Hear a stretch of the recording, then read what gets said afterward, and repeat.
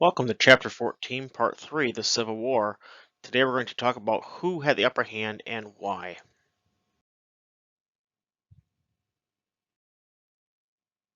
Well, to begin with, the Confederacy entered the war with the advantage of having to only fight a defensive war to win, while the Union had to conquer an area as large as Western Europe.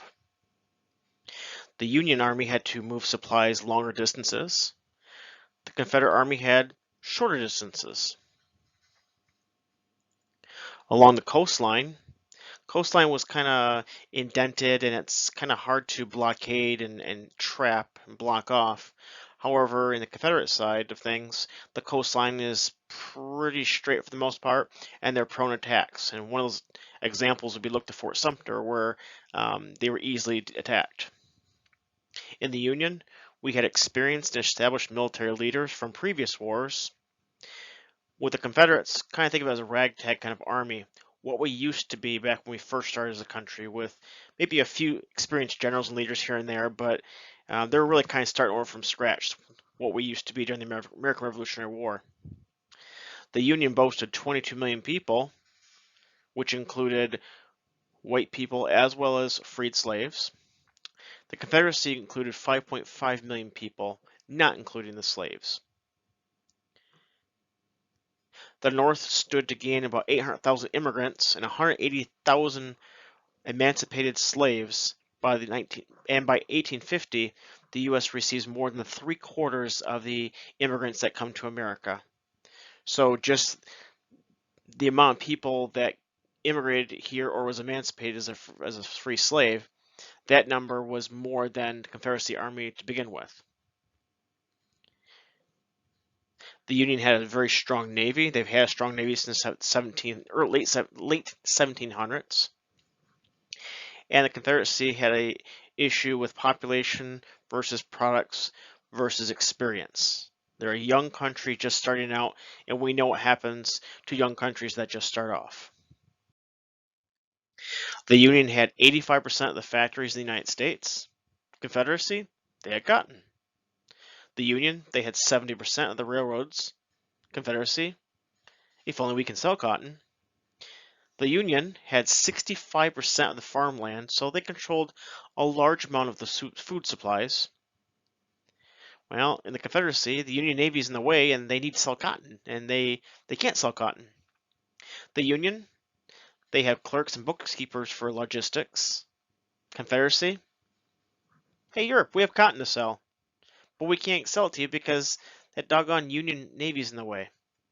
Will anyone please buy our cotton? We need to raise money for the war that we just got started.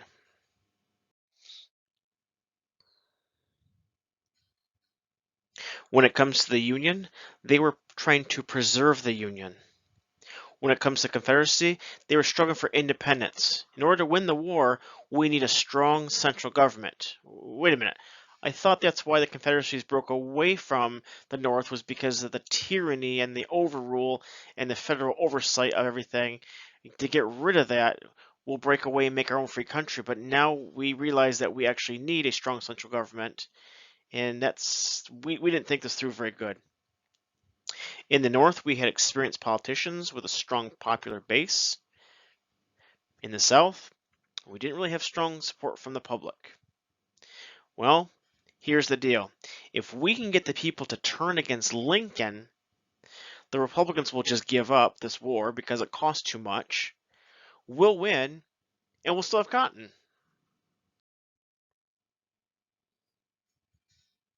So the Confederate States of America, established under 1861, the first president, Jefferson Davis. You see the little boy there in the lower right-hand corner. He's looking up to the North, the Union. That's exactly what the Confederate States of America will do too, is we'll look to the Union as a model on how to establish a government, just as we look to Britain as a model for our government system. We knew that it had been in place for a long time. We knew there were good things. There were also bad things, so we took it, tweaked it, and made our own. The South, they're going to borrow and take some of our ideas, and they're going to tweak it and make it their own. Well, their constitution would deny Congress the power to levy taxes and to use those taxes for internal improvements. So if we are living in the South and we want a nice railroad system to go in, well, the government's not going to pay for it. If the government's not going to pay for it, subsidize it, then most likely won't happen.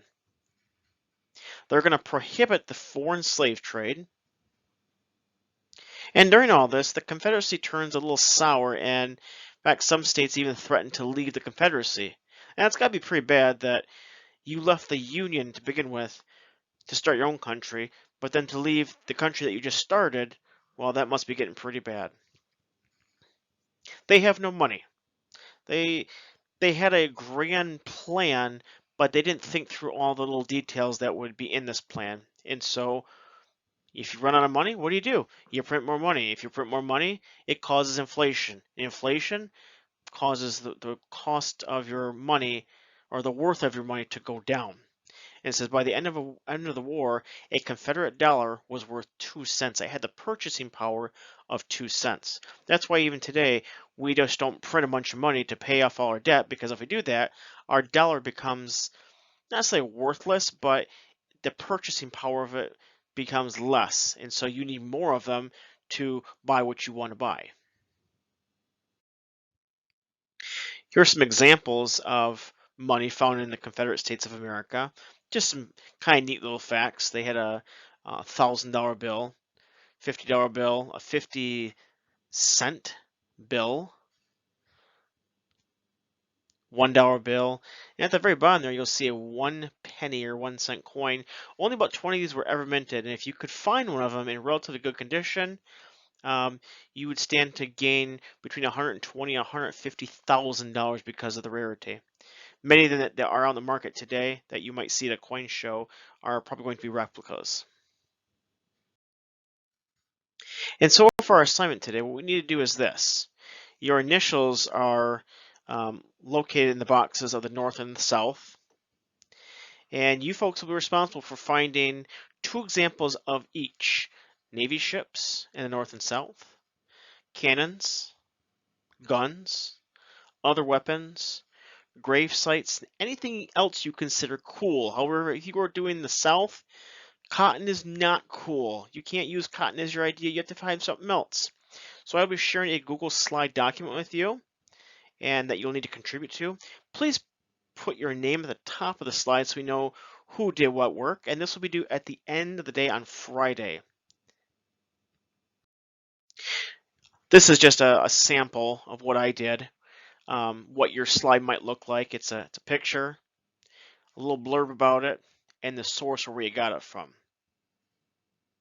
Try to make sure it's a somewhat reputable source, though. Again, use advancedsearch.gov.edu, things like that.